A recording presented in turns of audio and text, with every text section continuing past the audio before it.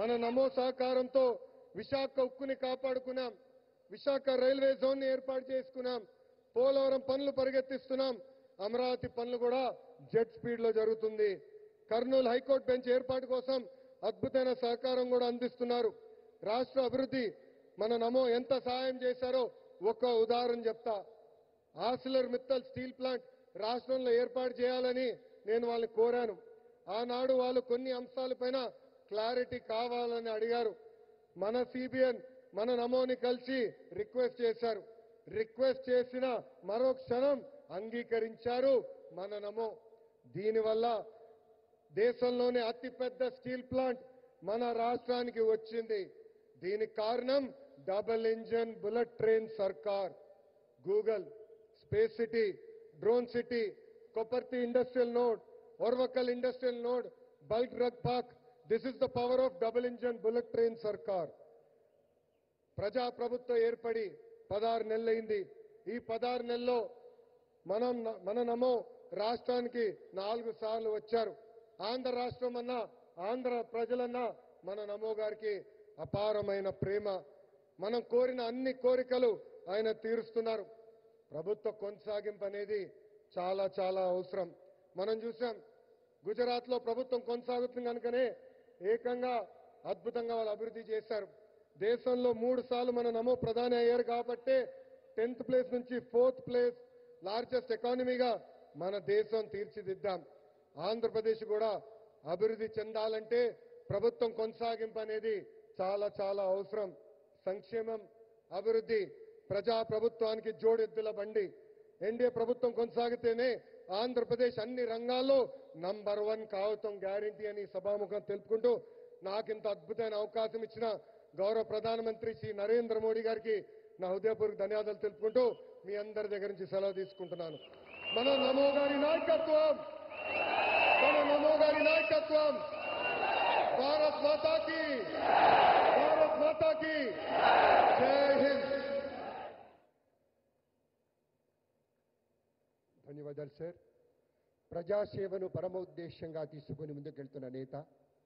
ధైర్యం, నిజాయితీ, దేశభక్తి ఈ మూడే ఆయన వ్యక్తిత్వంలోని మూల స్తంభాలుగా ప్రజలే నా శక్తి అనే నినాదంతో సాధారణ మనిషి ఆవేదనకు స్వరం ఇచ్చి సమస్యలు తీర్చేటువంటి జనసేనాని, జననేత, ఉప ముఖ్యమంత్రి శ్రీ పవన్ కళ్యాణ్ గారి సందేశం.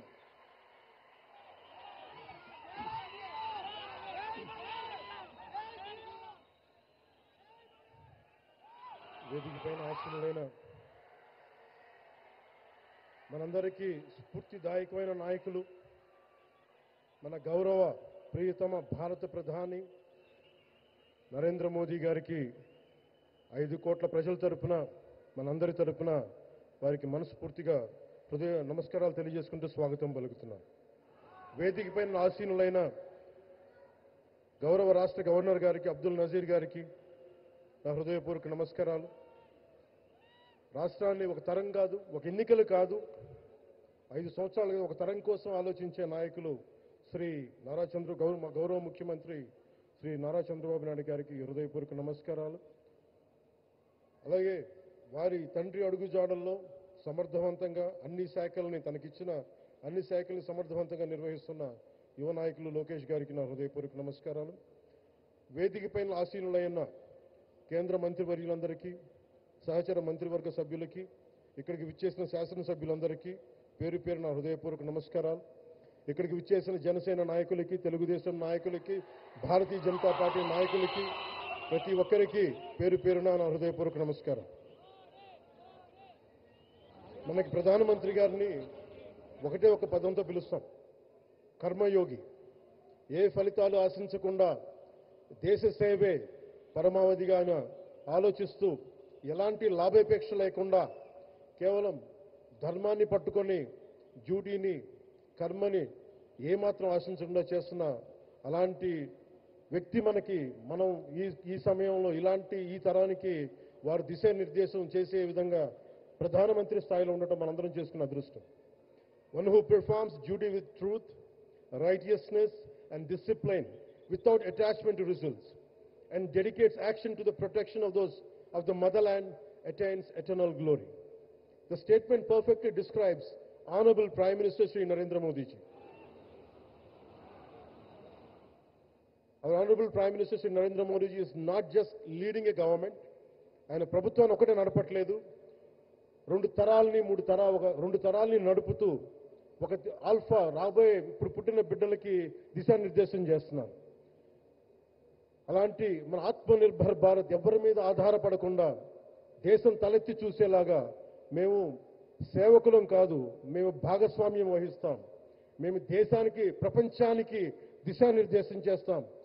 భారత్ అగ్రగామి, అంతేగాని కూర్చోబెట్టి చేతులు మడుచుకొని మేము భయపడతా ఉండే దేశం కాదు. తలెత్తుకొని పొగరగా ఒక దేశపు జెండా ఎంత పొగరుగా ఉంటుందో అంత పొగరుతోటి భారతదేశాన్ని ప్రపంచ పటంలో నిలబెట్టిన మోదీ గారు మనకి ఈ రోజున ఈ కార్యక్రమానికి విచ్చేసి, ప్రత్యేకించి మొన్న గూగుల్ వచ్చింది, అలాగే ఈ రోజున ముఖ్యంగా దాదాపు 13,000 కోట్ల పైచిలుకుతోటి ఈ రోజున మనకి పెట్టుబడులు వస్తూ ఉన్నాయి. దాంట్లో ప్రత్యేకించి ఉరవకల్లో 4,000 కోట్ల రూపాయలు పెట్టుబడి మనకి. ప్రత్యేకించి ఈ రోజున మనకి జీఎస్టీ పన్నులు ఇప్పుడు పెరగడమే తప్ప ఇప్పుడు తగ్గవు. అలాంటి పన్నుల భారాన్ని మనకి మోదీ గారు వచ్చాక దాదాపు ప్రతి కుటుంబానికి సంవత్సరానికి, ఇందాక సోదరు లోకేష్ గారు చెప్పినట్టుగా, ఒక 20,000 రూపాయలు ఆదా చేసుకునే అవకాశం కలుగుతుంది. ఇది జీఎస్టీలో విద్య కానీ వైద్యం ఖర్చులకు భారం నుంచి సామాన్యులకు ఉపశమనం కలిగిస్తోంది. ఆరోగ్య బీమా, జీవిత బీమాపై జీఎస్టీ పూర్తిగా తొలగించడంతో పాటు వార్షిక ప్రీమియం 3,000 నుంచి 4,000కు తగ్గి అందరికీ ఇది అందుబాటులో ఉంటుంది. అలాగే విద్యార్థులకు కావచ్చు, ఇలాంటి ప్రతి ఒక్కరికి కూడా అన్ని రంగాల వాళ్ళకి ప్రత్యేకించి మనకి జీఎస్టీ వల్ల లాభాలని అందరికి అందించేలా ముందుకు తీసుకెళ్తే ప్రతి ఒక్కరికి గౌరవ ప్రధానమంత్రి గారికి, దీనికి సహకరించిన గౌరవ ముఖ్యమంత్రి శ్రీ నారా చంద్రబాబు నాయుడు గారికి ప్రతి ఒక్కరికి నా హృదయపూర్వక ధన్యవాదాలు తెలుపుకుంటూ, ప్రధానమంత్రి గారికి ఇంకొకసారి ప్రత్యేక ధన్యవాదాలు తెలుపుకుంటూ, మేమందరం ఈ కూటమి ఒక 15 ఏళ్ళకి తక్కువ కాకుండా బలంగా ఉండాలి. మనందరం ఎంత బలంగా ఉండాలి అంటే ఇంక ఇది తప్ప ఇంకెవరికి ఏది రాదు. ఇబ్బందులున్నా ఉన్నా తట్టుకొని నిలబడి, ఎందుకంటే ఈ రోజున ప్రధానమంత్రి గారు మనకు వచ్చి అండగా ఉన్నారంటే ఈ పెట్టుబడుల్ని కానీ ఈ నమ్మకాన్ని కానీ ఎట్టి మాత్రం సడలించకుండా మేము ముందుకెళ్తామని మీ అందరికీ తెలియజేసుకుంటూ, అందరం సమిష్టిగా పనిచేస్తాం. ప్రధానమంత్రి గారి నాయకత్వంలో గౌరవ ముఖ్యమంత్రి నారా చంద్రబాబు నాయుడు గారి స్ఫూర్తితోటి, ఆ నాయకత్వంతో ముందుకెళ్తాం. మేమందరం మీ ఆకాంక్షల్ని, వచ్చే తరం ఆకాంక్షల్ని ముందుకు తీసుకెళ్తామని తెలియజేసుకుంటూ సెలవు తీసుకున్నాను. జై భారత్, జై హింద్.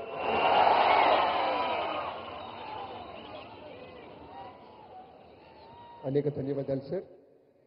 ప్రజాసేవే పరమోన్నత ధర్మమని నమ్మి ఆ మార్గంలో నిబద్ధతతో గౌరవ నరేంద్ర మోదీ గారి నాయకత్వంలో అభివృద్ధే పరమావధిగా పనిచేస్తున్న గౌరవ కేంద్ర మంత్రివర్యులు శ్రీ భూపతిరాజు శ్రీనివాస వర్మ గారిని మాట్లాడవలసిందిగా ప్రార్థన.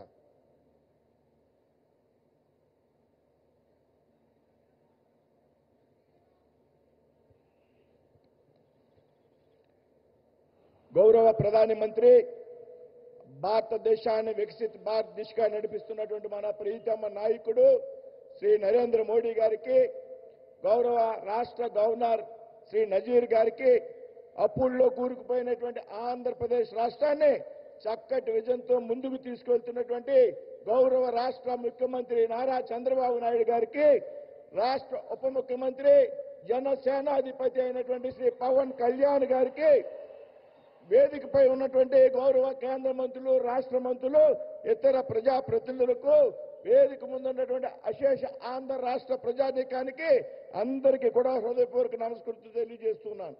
మిత్రులారా, కర్నూలు అనేది కేవలం ఒక నగరం మాత్రమే కాదు.